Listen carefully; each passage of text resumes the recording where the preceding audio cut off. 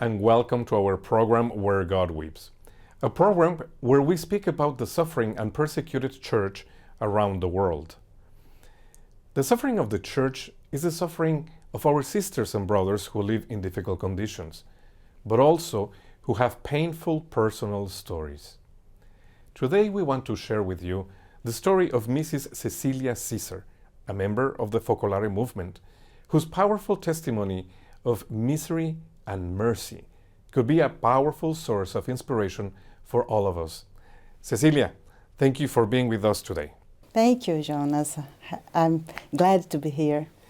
Cecilia, I really want to thank you this opportunity because I'm familiar with your testimony and it's very powerful. And I know that it could be very inspiring to our audience, and that's why we really encourage you to be here with us. So to give us an idea of how your transformation, your conversion, the woman that you are now happened, let's start with your childhood. How was your childhood? My childhood was difficult. I'm the third of three children. So you are the youngest? The youngest. Of the three. And my mommy was lovely, smart, religious, and speaking about God. And by the other side, my father struggles with mental illness. And frequently, my father punished us. Sometimes he arrived nervous and locked us in a room, and we should remain locked for a long period without access to the bathroom. The three children locked? Sometimes together, sometimes alone. And I have a record of my childhood. The record is the word fear. The memory. The memory. Of your childhood. Yeah, it's fear. Because the situations in a period, my father drank, he hit my mother sometimes, and we are insecure what will happen. And this was the scenario. Very difficult for you as a little girl to watch. But God was there, already there, because I remember that I was locked in a room, but my imagination was free. And I remember that I created some jokes. I think that my tendency to exact science was born in that room, because I created some jokes about counting pieces of pieces in the window, count up, down, and I created my own fun in this period. I think this was a good thing to don't concentrate in the problem, but it let you escape. Yes. Even though you were within four walls, you were somewhere else. Yes. But it was so difficult to go on. And you grew up, you became a young woman, and yes, and when I was 18, I left home to study. And there, in another city, I knew a community, Focolare movement. And the people received me and loved me, and I was firstly suspected. Why are they loving me? I didn't understand. And I observed that they loved each other. And I started to see that love exists, that God really exists. And then I started my first steps toward God, and do my first experience in loving. And the difficult ones was to love my father, my enemy. And I started to do something to him, to give a cup of coffee, to ask, how are you, and be near. This was my, was a little act, but full of transformation. This is I think this is my conversion. What brought you to the Focolare movement? A friend of mine. Oh, look, here is something that someone that is sympathetic, that likes music, and so they asked me for some meeting, and I. And then you were hooked Yeah. with their joy, Yes. their happiness. Yeah. Yes, because when you love, you are in joy. You are happy and free, and this started. And it was a contrast from that difficult childhood. Yes. It was a miracle. I imagine it that the angels are Pushing you. Yes. Guiding you. Yes. So here we go in your story into a bright, in this moment, bright moment. Yes, in this moment I met my future husband. And He's a member of the Focolare movement. He's a member of the Focolare movement, and we dreamed with a family, with gospel values, a beautiful family, different from my original family. And we... You have children, Cecilia? Yes, we have two children. And when they are so little, my mother helped us to take care of them daily.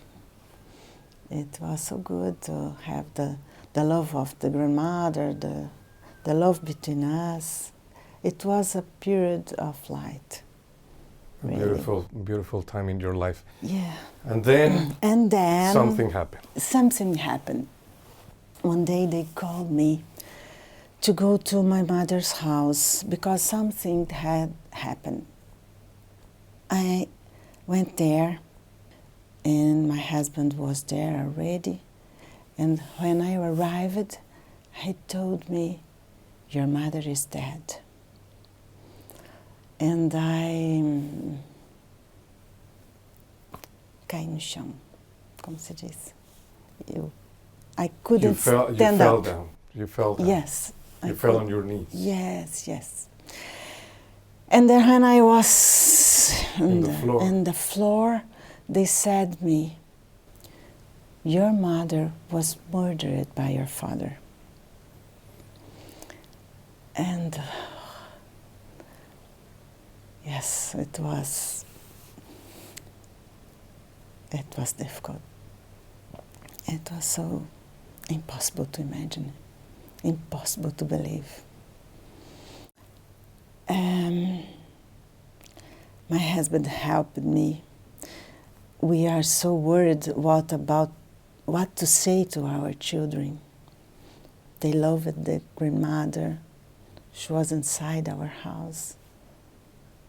And what to do, what to say.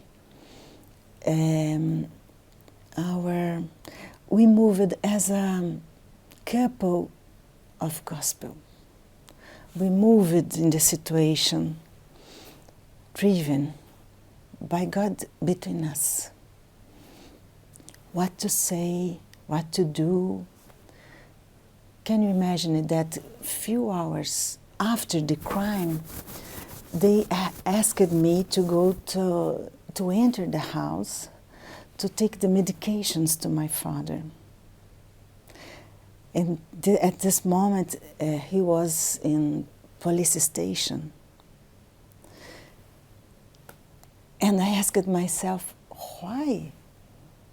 Why I should Why to take help? care of him? Why should I help the murder of my mother? No. And then I heard a voice inside me that voice of the gospel. What you do to the least of mine, you do to me. And my heart was hard. And I said, no, I can't do it. After a while, another voice, clear voice, inside me. If you hear my voice, do not harden your heart. It's a phrase from the gospel. It comes. And I said, I have no doubts. You are talking to me. And I entered the house and I took the medications. And I should love. I learned how to love. It's the time to love. And I did. And I experienced the freedom. My enemy does not dictate my behavior. The gospel should dictate. Yes. But in a moment after, I entered a personal crisis because my ideas are in trouble. I was confused. Are you really love? God is love. Where are you? Why have you allowed this tragedy? And I got into depression. I kept going to the church in silence, with no sense. Can you imagine, in the same day I lost my mother, I lost my father, and I lost my God, because there's no understanding. And I usually talk to God normally in my life. But now, only silent. And what helped me was an idea. It's Jesus forsaken. When Jesus was in cross, he screamed, my God, why have you forsaken me? And no answer. He had no answer. And without answer, he said, Father, into your hands I gave my spirit. And I thought, oh my God, without answer, I should continue. This was the moment where my depression finished. Just with, of course, with a treatment, but this understanding makes me change. How was that process, Cecilia, to be able to forgive? It just to imitate Jesus, just the gospel, just going there, just inside, because there's always is completely the process is always previsto por Deus. Foreseen by God. Yes. All our lives, everything all is the in God's situations are there. I read the gospel and I find the answer there. The word of Jesus is complete and is there. He said, I was in prison and you visited me. I should visit my father. I choose to imitate Jesus. I choose Jesus in cross. Father, forgive them. No? And love your enemy. And reading these words and talking in the community, because the community helped us to remember the gospel. And it was a priest, a friend of mine said, go to the prison, you will have peace, because the gospel promises. But for your human mind, that would be some crazy idea. Crazy. To think that because you the would heart peace. is. The pain was there. Yes. So how was that first moment when you saw your father again? I saw my father. I went in prison with a brother. I called my brother. Come with me. We should go. Yes, he said. Let's go. And I and my brother went to the prison the first time. And it was difficult because he looks like a victim again. But he was the betrayer. He was the betrayer.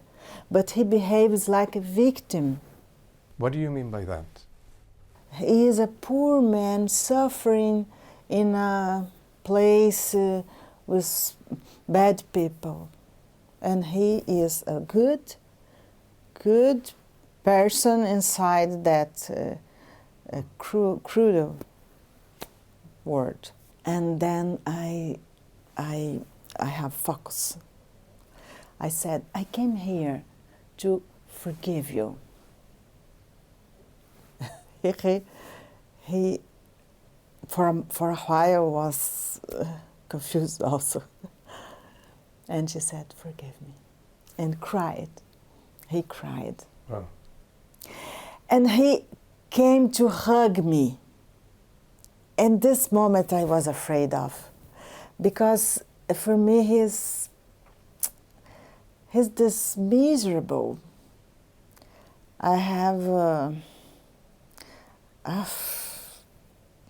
I couldn't have touched him. I couldn't touch the betrayer. But Jesus forsaken also. Jesus in cross seems to be miserable. Seems to be sinner. Seems to be desperate. And I identified my father with this Jesus. At this moment, Jesus forsaken was not me. Jesus forsaken was him. And I saw Jesus forsaken in him. And I could hug him because of this identification. I said, I will hug you, Jesus, because I couldn't hug my father, but I could hug you. And he is the same. Cecilia, people that are listening to you now, they will admire your faith because all this is coming out of faith. What made your faith so strong? The grace of God, of course. I mean, 3 elements. The grace is the stronger, of course. The grace is always the grace. By myself, I couldn't do nothing. That's not possible for a human being. Impossible. The grace of God is the first. The community, because they help us to be stronger. Together we are stronger. And my personal steps, because I have to decide. The decision is mine. That's right. I think these 3 elements make me possible to do a beautiful experience. To allow me to tell you this as a witness. What would you consider were your steps? I am in a dark room. I don't know where is the exit. But I want to live. I want to. I know Jesus is the way, but I don't know where is he. But I want to. This is, I want to, makes me go touching and find the exit. I was touching in the dark. And the people and the grace comes here. Of course, I have pain. I have... You fall. I fall and I break my parts. Your knees. Yes, in the patch. But the exit is there. And you, in a way, you decided that you didn't want to be a victim. Yes, yes, yes. And you know, when I tell my history for someone, I feel that they have a pity of me. Do you know? And I said, stop. I'm not a victim. I'm a true loved daughter of God. I find I'm extremely loved because He made me look. He gave me the grace. I'm happy, despite of this story, despite of this difficult story, history. Cecilia, we had the opportunity to meet you at the World Meeting of the Families. You were sharing your testimony.